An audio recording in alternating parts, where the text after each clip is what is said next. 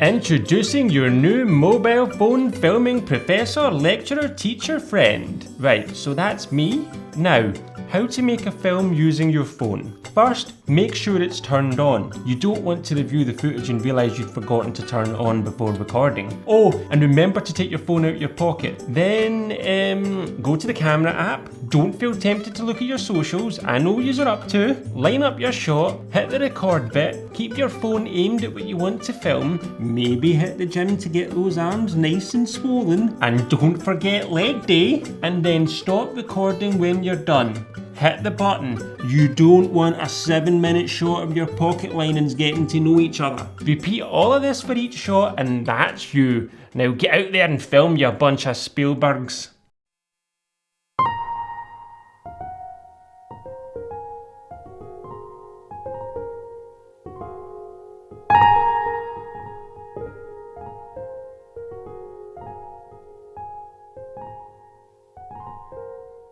Ultimately, it's the creation of images that matters. Godard posits cinema's greatest failure was its inability to record the Holocaust as it happened and alert the world to the true scale of the Nazis' atrocities. In 1942, Brecht wrote scenes for Fritz Lang's Hangmen Also Die, featuring the horrific treatment of Jews in concentration camps. These were removed from the film. The world could deny knowledge. On Christmas Day 1914, British and German soldiers agreed a truce from their trenches, meeting one another to exchange food and drink in no man's land, even playing football and keeping score. Had cinema shown these fraternal revolutionary scenes, would the world have rebelled? Would solidarity have prevailed against these wars of empire waged by high capital? Would Hitler's thirst for power and revenge have been so easily facilitated? And what else have never been shown? What else don't we see today?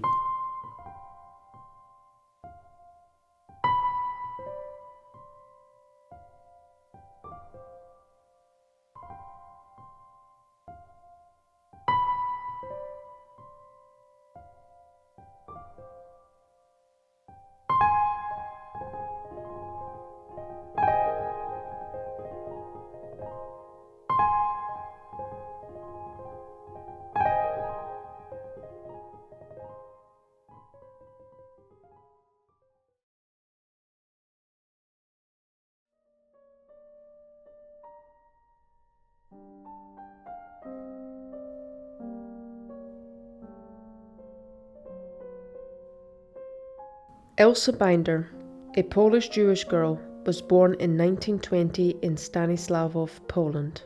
In December 1941, Elsa and her family were taken into captivity in a ghetto in Stanisławów. On the 23rd of December, Elsa began writing a diary. December 28, 1941. Under the Soviets, the question of work was a matter of bread. For Jews today, it is a question of to be or not to be. Laughter has deserted us. One funny word is enough to feel guilty. When I forget myself for a second, when I hum or whistle, I immediately see a procession of my friends who will never play or cry with us.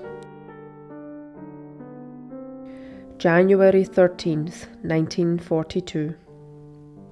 It's strange, but there is no hate in my heart, just immense pain, astonishment, and a pervasive question. Why? Why did mothers' sons and children's fathers drive old people, whimpering babies, lively young people, and pregnant women to the cemetery where fresh common graves were awaiting them? January 29th, 1942. I'm not hurt by the permanent spectre of starvation. I'm not hurt by cold. But my mum's pale face and my father's sad eyes virtually kill me. Every day I see pale, skinny faces. I see people begging for bread, and I see prosperity. It hurts so much. There's so much hate in me, not only towards Germans. In the spring of 1942, Elsa's younger sister Dora was selected during a roundup and taken to an improvised prison, from where she was most likely taken to the cemetery and murdered. April 26, 1942. For the 100th time, I'm asking myself whether I can live with the memories of my sister walking with the old people and the children to her death. As she walked, she made us a comforting gesture, as if to say, it doesn't matter, one shouldn't be sad, and this forced and false smile. How can you forgive and forget? Throughout Elsa's time in captivity, she courageously helped the other Jews imprisoned in the ghetto by smuggling food, money, and other supplies in. June 1942. Well, this whole scribbling doesn't make any sense. It is a fact that we are not going to survive. The world will know about everything, even without my wise notes. Is being alive after the war worth so much suffering and pain? I doubt it. But I don't want to die like an animal. On the 18th of June 1942, Elsa's diary entry began with her recounting a close call with the Gestapo and the Ukrainian police as she attempted to smuggle supplies into the ghetto. Her writing ends abruptly, mid-sentence. Her diary was later found in a ditch on the side of the road leading to the cemetery, the execution site for the Jews of Stanislavov. It is assumed Elsa died on this date.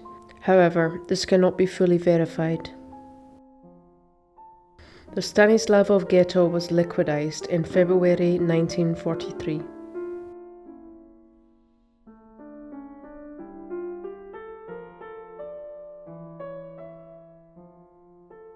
On the 29th of January 2024, Hind Rajab, a 6-year-old Palestinian girl living in Gaza City, and 6 of her family members left in a car in the early hours of the morning from a house in Tel Aviv. They were heading north. Soon after they had left, an Israeli military spokesperson posted an evacuation order on social media, asking residents of West Gaza City, including Tel Aviv, to move south. Satellite imagery proves that even had the Rajabs known about this, they would have been unable to drive south because the roads were blocked by debris from a recently bombed high-rise building. Around 2:30 p.m, dispatchers for the Palestine Red Crescent Society received an emergency phone call from Alain Hamada, who by this point was the only other survivor in the car besides Hind. She told the dispatchers they were hiding in the car, but were being shot at by a nearby tank. The dispatchers hear a series of gunshots and lions screaming until, abruptly, her voice stops. An analysis of the recording by earshots revealed the final moments of lion screams were accompanied by 64 gunshots fired in just 6 seconds, consistent with an M4 assault rifle or an FN Mag machine gun. Hind was now the sole survivor in the car. Palestinian Red Crescent dispatchers maintained intermittent contact with her via phone. Paramedics Yusuf Al-Zaino and Ahmed Al-Matoun were dispatched in an ambulance from Al-Ali Hospital. They reached the site around 6 p.m. They radioed control to tell them they had their lights on but couldn't see anything. Suddenly, one of them announces they spotted Hind's car. This is followed by gunshots and a deafening explosion. 2 weeks later, on the 10th of February, Hind's body was found in the car alongside the bodies of her family members. Around 50 meters away from them lay the bodies of the 2 paramedics in their ambulance.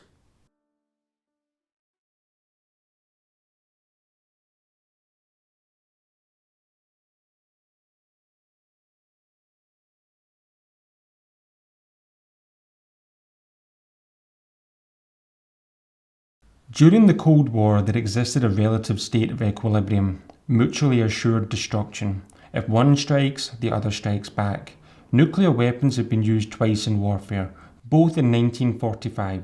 They were dropped in anger by the United States on the Japanese cities Hiroshima and Nagasaki, killing up to 250,000 people. Early in 2025, Donald Trump pledged to construct an Iron Dome over the US in the form of a gigantic anti-ballistic missile system.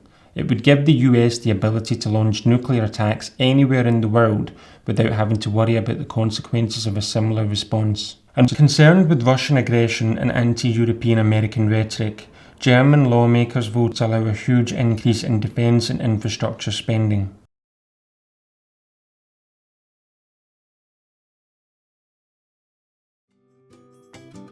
Well, I'm not sure you'd call this a film, but it was recorded on a phone.